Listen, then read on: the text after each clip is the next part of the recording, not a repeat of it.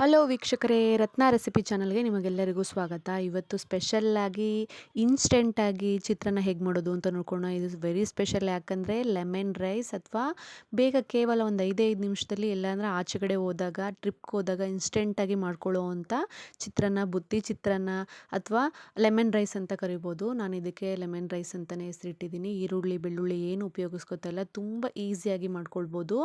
ನಾನಿಲ್ಲಿ ಒಂದು ಬಾಣಲೆಯಲ್ಲಿ ದೊಡ್ಡ ಬಾಣಲೆ ತೊಗೊಂಡು ಎಣ್ಣೆನ ಹಾಕ್ಕೊಳ್ತಾ ಇದ್ದೀನಿ. ಮಾಮೂಲಿ ಅಡುಗೆ ಎಣ್ಣೆ ಹಾಕ್ಕೊತಾ ಇದ್ದೀನಿ. ಎಣ್ಣೆ ಸ್ವಲ್ಪ ಜಾಸ್ತಿ ಇದ್ರೇ ಚೆಂದ ಇದಕ್ಕೆ. ನಾನಿಲ್ಲಿ ಸ್ವಲ್ಪ ಜೀರಿಗೆ ಮತ್ತು ಸಾಸಿವೆನ ಚಿಟಪಟ ಸಿಡಿಯೋವರೆಗೂ ಹಾಕ್ಕೊಂಡಿದ್ದೀನಿ. ಯಾಕಂದರೆ ಜೀರಿಗೆ ಮತ್ತು ಆ ಸ್ಮೆಲ್ಲು ತುಂಬ ಚೆನ್ನಾಗಿ ಬರ್ತಾ ಇರುತ್ತೆ. ಅದಕ್ಕೆ ಯಾವಾಗಲೂ ಜೀರಿಗೆ ಸ್ವಲ್ಪ ಜಾಸ್ತಿನೇ ಹಾಕ್ಕೊಳ್ತಾ ಇದ್ದೀನಿ. ಈಗ 3-4 ಸ್ಪೂನಷ್ಟು ಕಡಲೆಬೇಳೆ ಹಾಕ್ಕೊತಾ ಇದ್ದೀನಿ. ಕಡಲೆಬೇಳೆ ಹಾಕ್ಕೊಂಡು ಚೆನ್ನಾಗಿ ಕೆಂಪಗೆ ಹುರ್ಕೊಳ್ಬೇಕು ಸ್ನೇಹಿತರೆ. ಅದ್ರ ಜೊತೆಗೆ ಕಡಲೆ ಬೀಜ ಕೂಡ ನಾನಿಲ್ಲಿ 5-6 ಸ್ಪೂನ್ ಹಾಕ್ಕೊಂಡಿದ್ದೀನಿ. ನಿಮಗೆ ಅನುಸಾರವಾಗಿ ಹಾಕ್ಕೊಳ್ಳಿ, ನಿಮ್ಗೆ ಎಷ್ಟು ಬೇಕೋ ಅಷ್ಟು. ಕಡಲೆಬೇಳೆ ಜಾಸ್ತಿ ಇದ್ದರೆ ಚೆನ್ನಾಗಿರುತ್ತೆ. ನಾನಿಲ್ಲ 6-7 ಜನ ಅಥವಾ 8 ಜನಕ್ಕಾಗುವಷ್ಟು ಒಂದು ಸೇರು ಅಕ್ಕಿಗೆ ಎಷ್ಟು ಬೇಕೋ ಅಷ್ಟು ಲೆಮನ್ ರೈಸ್ನ ಮಾಡ್ಕೋತಾ ಇದ್ದೀನಿ. ನೀವು ಮನೇಲಿ ನೋಡಿಕೊಂಡು ಹಾಕ್ಕೊಳ್ಳಿ. ಸ್ವಲ್ಪ ಕಡಿಮೆ ಕ್ವಾಂಟಿಟಿ ಬೇಕಾದರೆ 1-2 ಸ್ಪೂನಷ್ಟು ನೀವು ಇವೆಲ್ಲ ಇಂಗ್ರೀಡಿಯೆಂಟ್ಸ್ ಹಾಕ್ಕೊಂಡು ಮಾಡ್ಕೊಳ್ಬೋದು. ಜಾಸ್ತಿ ಮಾಡ್ಕೊಳ್ತಾ ಇರೋ ಕಾರಣ ನಾನಿಲ್ಲಿ ಜಾಸ್ತಿ ಹಾಕ್ಕೊಂಡು ಮಾಡ್ತಾಯಿದ್ದೀನಿ ಸ್ನೇಹಿತರೆ. ನೋಡ್ತಿದ್ದೀರಲ್ಲ, ಚೆನ್ನಾಗಿ ಕೆಂಪಗೆ ಹುರ್ಕೊಳ್ಬೇಕು. ಹೀಗೆ ಡೈರೆಕ್ಟಾಗಿ ನಾವು ಲೆಮನ್ ರೈಸ ಕೂಡ ಮಾಡ್ಕೊಳ್ಬೋದು. ಇನ್ನೂ ಕ್ರಿಸ್ಪಿಯಾಗಿ ಬೇಕು ಅಂತಂದರೆ ನಿಮಗೆ, ಈಗ ನೋಡಿ ನಾನು ತೋರಿಸ್ತಿದ್ದೀನಲ್ಲ, ಈಗ ನಿಧಾನವಾಗಿ ಹುರ್ಕೊಂಡು ಈ ಚೆನ್ನಾಗಿ ಕೆಂಪಗೆ ಆರಾದ್ಮೇಲೆ ನೋಡ್ತಿದ್ದೀರಲ್ಲ, ಇದು ಕೆಂಪಗುಳ್ಳ ಗೋಲ್ಡನ್ ಬಿಸ್ಕೆಟ್ ಕಲರ್ ಥರ ಬರಬೇಕು. ಅಲ್ಲಿವರೆಗೂ ಕಡಲೆಬೇಳೆ ಮತ್ತು ಕಡಲೆ ಬೀಜನ ಎರಡು ಫ್ರೈ ಮಾಡಾದ್ಮೇಲೆ ನಾನಿಲ್ಲಿ ಇದನ್ನು ಒಂದು ಬೌಲ್ಗೆ ಎತ್ಕೊಂಡ್ಬಿಡ್ತೀನಿ. ಎತ್ಕೊಂಡಾದ್ಮೇಲೆ ಲಾಸ್ಟಲ್ಲಿ ಎಲ್ಲ ಕಲಿಸ್ತೀವಲ್ಲ, ಅನ್ನ ಕಲಸಾಗ ಹಾಕಿದ್ರೆ ಕ್ರಿಸ್ಪಿಯಾಗಿ ಚೆನ್ನಾಗಿರುತ್ತೆ. ಹೋಟ್ಲುಗಳಲ್ಲಿ ಸೀಕ್ರೆಟಾಗಿ ಮಾಡೋ ಟಾಸ್ಕ್ ಇದು. ನೋಡ್ತಿದ್ರಲ್ಲ, ಹೋಟ್ಲುಗಳಲ್ಲೆಲ್ಲ ಅಷ್ಟೇ ಯಾವಾಗಲೂ ಈ ಥರ ಫ್ರೈ ಮಾಡಿ ಕಡಲೆ ಬೀಜ ಕಡಲೆಬೇಳೆನೆಲ್ಲ ಫ್ರೈ ಮಾಡಿಕೊಂಡು ಮಡ್ಕೊಂಡಿರ್ತಾರೆ.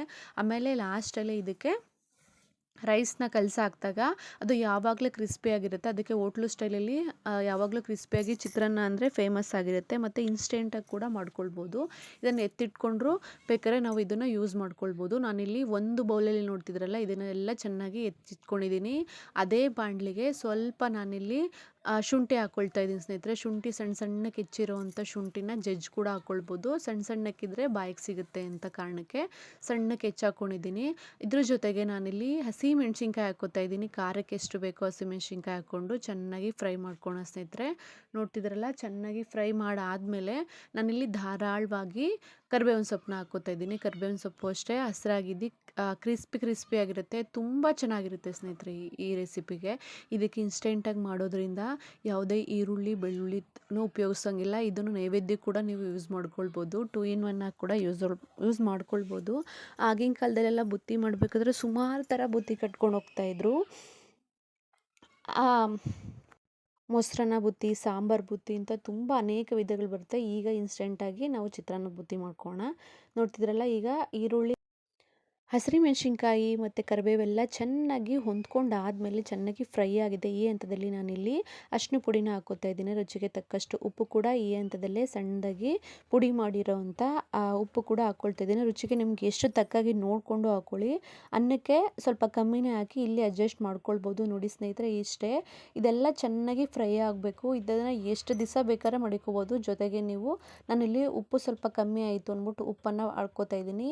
ಈಗ ಲಾಸ್ಟಲ್ಲಿ ಇಂಪಾರ್ಟೆಂಟಾಗಿ ನಾನಿಲ್ಲಿ ಸ್ಟವನ್ನು ಆಫ್ ಮಾಡಿದ್ದೀನಿ. ಸ್ಟವ್ ಆಫ್ ಮಾಡಿ ಆಮೇಲೆ ನಿಂಬೆಹಣ್ಣು ಬಿಟ್ಕೋತಾ ಇದ್ದೀನಿ.